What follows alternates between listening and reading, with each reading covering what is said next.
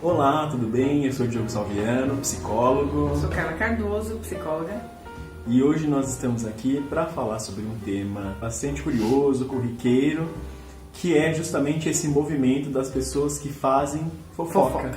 Eu acho que a gente precisa definir inveja para depois entender o que ela de fato representa, qual que é a motivação dela. Então, como que a gente pode definir uma pessoa popularmente conhecida como invejoso? O fofoqueiro não tem um quê de inveja? Sim. Porque se a gente for para pensar na fofoca, a pessoa não faz uma fofoca assim: nossa, olha fulano, como tá feliz, Que legal, olha aquela pessoa maravilhosa. Isso a gente não entende isso. Até como porque fofoca. isso não é uma conotação de fofoca. A gente não entende isso como Exato. fofoca. A gente entende como fofoca aquele que fala mal, que fala: olha, fulano fez Cheio de milindragem. Nossa, sabe aquela pessoa? Exatamente. Cheio de milindre.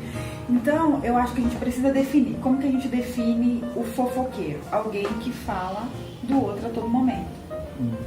E que fala mal do outro, né? Isso é importante. Que fala mal. Mas eu acho que também aí, né, a gente pode pegar referências. Eu sempre digo com relação à psicanálise kleiniana, né? Ela define a inveja como esse sentimento que é um sentimento, sobretudo, arcaico, nesse sentido. Primitivo, isso. Um sentimento muito primitivo, que tem origem ainda no bebê, né? Que vai invejar, por exemplo, o seio da mãe. Por que ele inveja o seio da mãe? Porque a mãe, né, tem algo que é muito prazeroso para ele, mas que não é dele, é do outro. Ou seja, quer dizer, o outro tem alguma coisa que para mim é muito valiosa, mas que eu não tenho. Então eu tenho esse sentimento de inveja.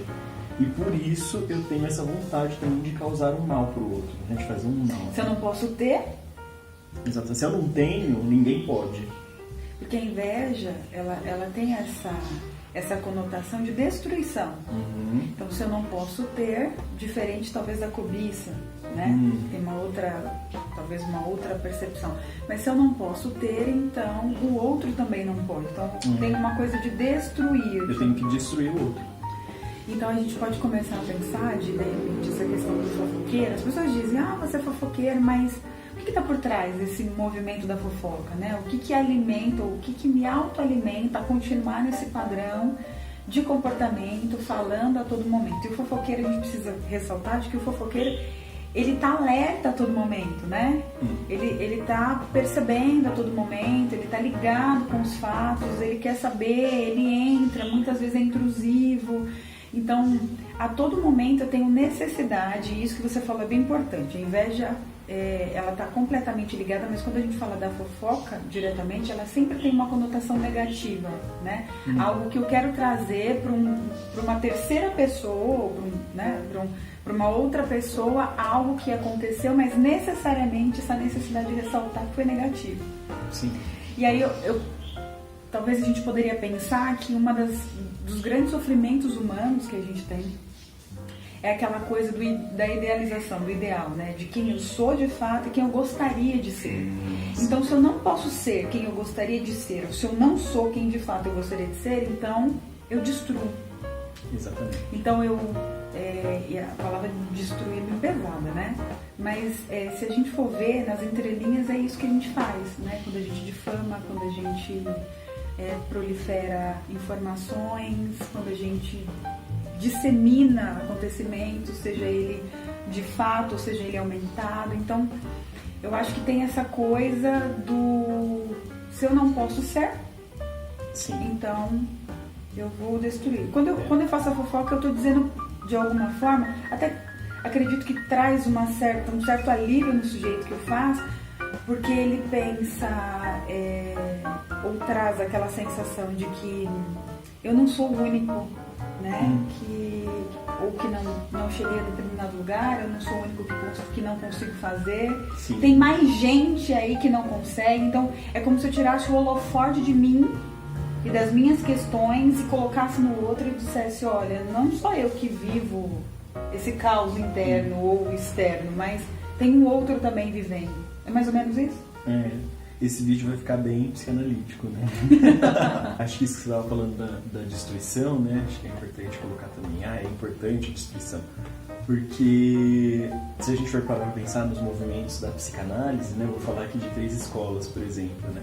Então a gente pensa no Freud, uma escola mais freudiana, a energia que Freud falava, que movimentava, que gerava um movimento humano, era a sexualidade, Libido. né? Libido. Então, se a gente for parar para pensar, por exemplo, o Winnicott, a energia que o Winnicott também usava e falava, olha, o que move, o que mobiliza, o que faz as pessoas se relacionarem de uma determinada maneira é a criatividade, né? E em Melanie Klein, que é um pouco do que a gente está falando hoje, né, com essa discussão sobre o que é inveja, é a destrutividade. Né? Então ela fala da destrutividade enquanto uma energia mobilizadora. Né? Ela vai falar muito dessa questão da inveja, da gratidão, né? Ela fala muito do ódio, né? Enfim, culpa, reparação, até tem um livro dela que chama Culpa e Reparação. É preciso entender que a destrutividade que a gente está falando aqui é uma destrutividade que mobiliza. Então não é uma coisa assim, eu quero destruir, eu vou acabar com tudo. A gente precisa entender que sim, esse movimento meio que é dessa ordem, mas é meio que por essa ordem também que a gente vai se mobilizando de alguma maneira, né? Tanto para o bem quanto para o mal. E isso não é consciente, né? Não. Nem sempre. A gente sabe que de certa forma dissemina a informação, né? Mas talvez não seja tão clara a motivação por trás desse movimento, né? Dessa conduta. Não sei se a gente pode chamar de conduta, mas por trás desse funcionamento.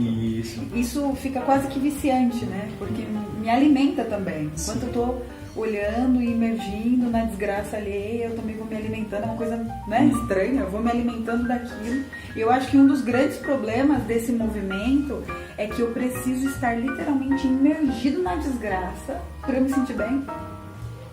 Entende? Eu sempre preciso buscar fatos e acontecimentos de fora para eu poder me alimentar e me sentir um pouco melhor. Pois é, mas isso é uma coisa curiosa.